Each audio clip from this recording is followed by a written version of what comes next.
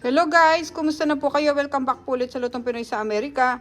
And for today's video po, nagkikrave po kami ng Bringhing Kapampangan. Kahit ito po gagawa po ako at gusto ko po ipakita sa inyo paano po kami magluto ng Bringhing Kapampangan. Kaya ito po yung mga sangkap na kakailanganin po natin. Meron po tayo diyang black brown pepper, patis, chicken bouillon, turmeric powder, sibuyas, bawang, cooking oil para sa ating panggisa. Yung ating chicken na hiniwa ko lang ng maliliit. Tapos pinakuluan ko na itong ating atay ng manok at saka yung balon-balunan para naman po lumambot siya. Meron tayo ditong raisins, green peas, hot dogs, carrots. Hiniwa ko po siya ng parang pabulaklak. Didesign po natin sa taas ng ating bringhe. Tapos meron po tayo ditong red bell pepper, tubig, gata, at yung ating malagkit na bigas na binabad ko na po ng tubig para po madali siyang pakuluan or madali po siya lumambot. Tapos ito na po yung ating hard-boiled eggs, itatoppings po natin sa taas. Dahon ng saging, pang sasapin po natin sa ibaba at saka sa itaas po ng ating bringhe. Okay, pakicheck nyo na lang po sa description below lahat po ng mga kakailanganin natin sangkap. At sa mga bago po din sa aming channel, sana po mag-subscribe kayo sa Lutong Pinoy sa Amerika. Umpisa na po natin ang pagluluto ng ating Bringhing Kapampangan. Salamat po. Tanggalan ko muna po ng tubig yung ating malagkit na bigas.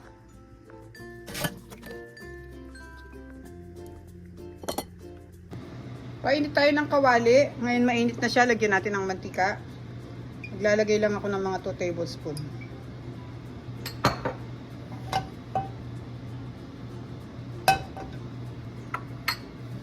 Prituhin muna natin yung ating carrots at saka red bell pepper ng konti.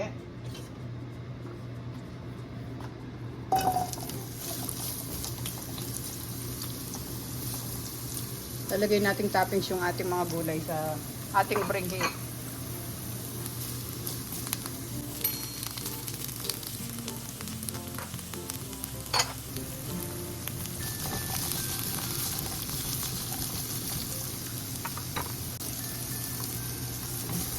Ngayon okay na sila at lagay muna natin sa paper towel para mawala yung excess oil.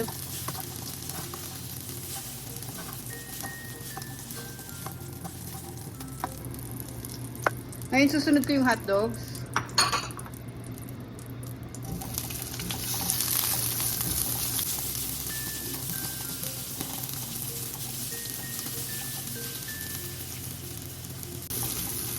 Tanggalin na natin.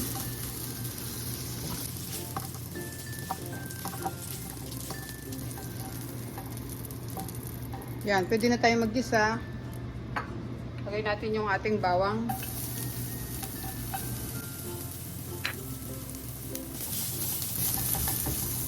Sibuyas.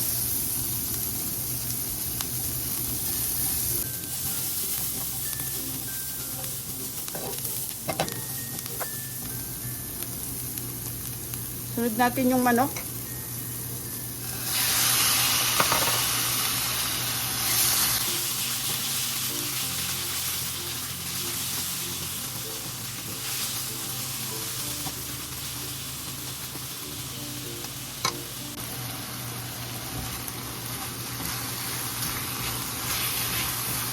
Ngayon pwede na natin siyang timplahan ng black brown pepper, ay patis.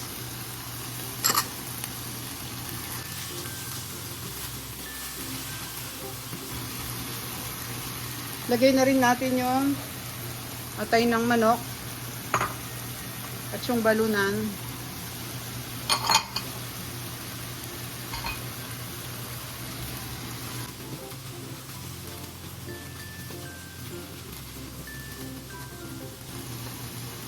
Sama ko na rin yung ating turmeric powder.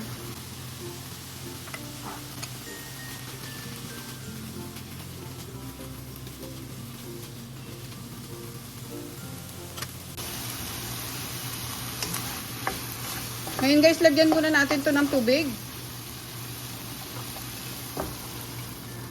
Yan. Pakuluan lang natin ng mga 3 to 5 minutes. Para maluto pa yung ating mga karne. Takpan muna natin.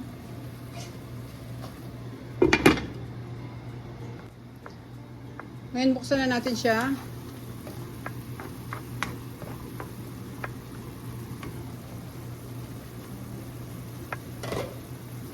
Sama na natin yung ating malagkit na bigas.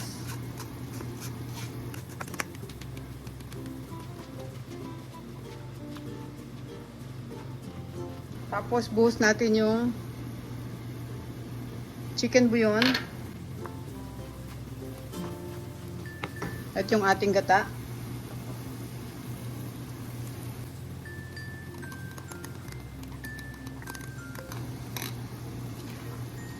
Halu-haluin lang natin to guys para hindi dumikit sa ilalim. Hintayin natin sumipsip yung ating gata sa ating bigas. Pag nag-expand na yung bigas natin, pwede na natin siya ilipat sa ating dahon ng saging.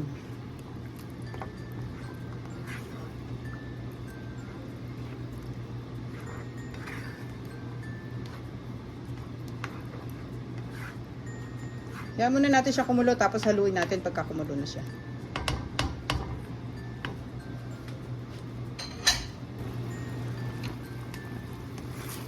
Kumukulo na, haluin natin.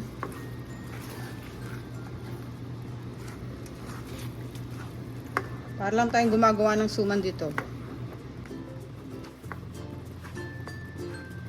Pag na-absorb na ng bigas yung ating gata at saka yung tubig na nilagay, pwede natin ilagay isama yung ating green peas. Pero ngayon hayaan muna natin siyang ganyan.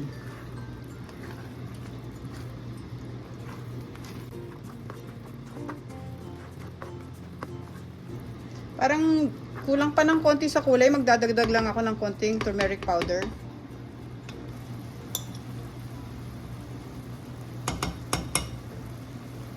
Half teaspoon lang kasi nilagay ko kanina, so nagdagdag ako kalahati. Bali 1 teaspoon na siya. Yan, medyo bumibigat na siya.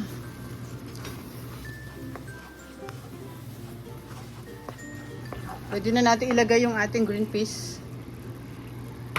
At saka itong raisins.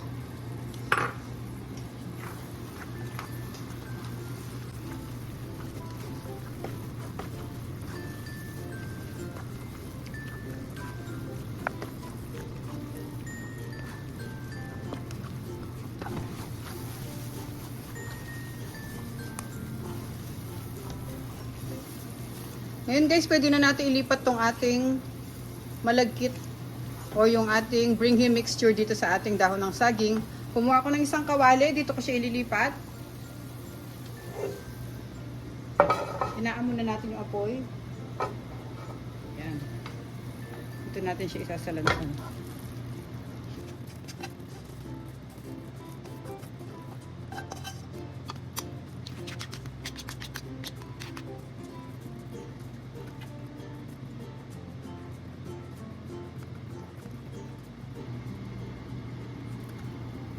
Ngayon guys, nasalansan na natin dito. Takpan natin siya at hintayin natin maluto yung ating malagkit.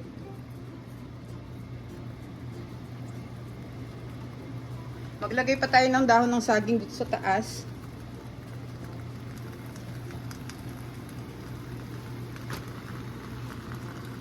Tatakpan natin yan hanggang sa maluto siya. Okay.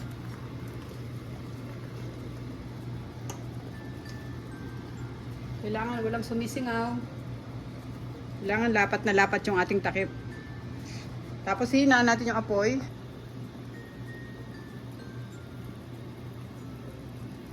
So pinakamahina lang, yan. Siset natin yung timer ng 30 minutes.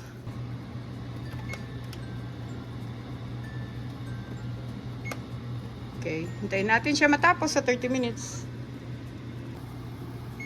Okay guys, tapos na yung timer natin. Off ko lang sandali. Buksan na natin siya. Sasalang pa natin ng isang beses to eh. Lalagay ko muna yung mga toppings. Okay. Pero ngayon, open natin.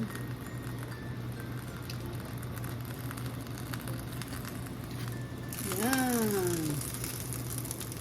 So, lagyan natin itong mga gulay. Kalat lang natin.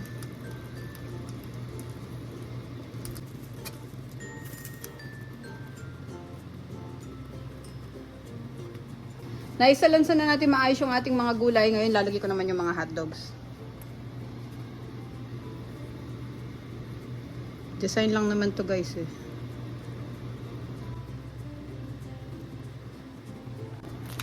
Yan. Ibalik ulit natin yung takip na mga 15 minutes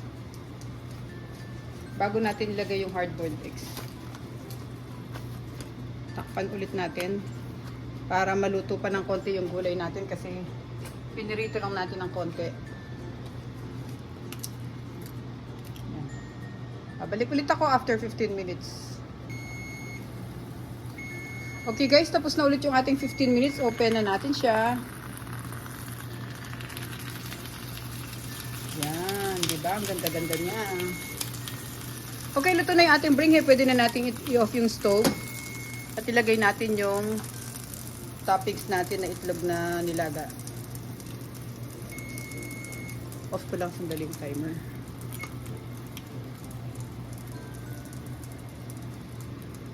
Bahala na kayo guys kung ganong design ang gusto nyo. Pero ito maganda para pag nakita ng pamilya nyo or ng mga bisita nyo, pwede nyo ito ihain sa piyesta or sa mga okasyon nyo. Pakasarap nito guys.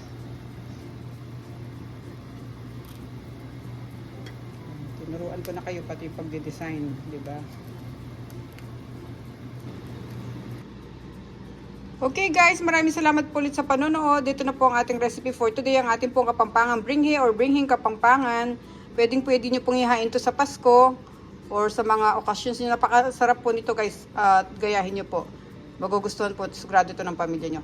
Thank you so much po for watching. Sana po ingat po tayong lahat. At pakicheck nyo po yung other videos namin. Huwag nyo pong kalimutan mag-subscribe sa Lutong Pinoy sa Amerika. Maraming salamat guys. Ingat po tayong lahat. God bless po. Thank you po.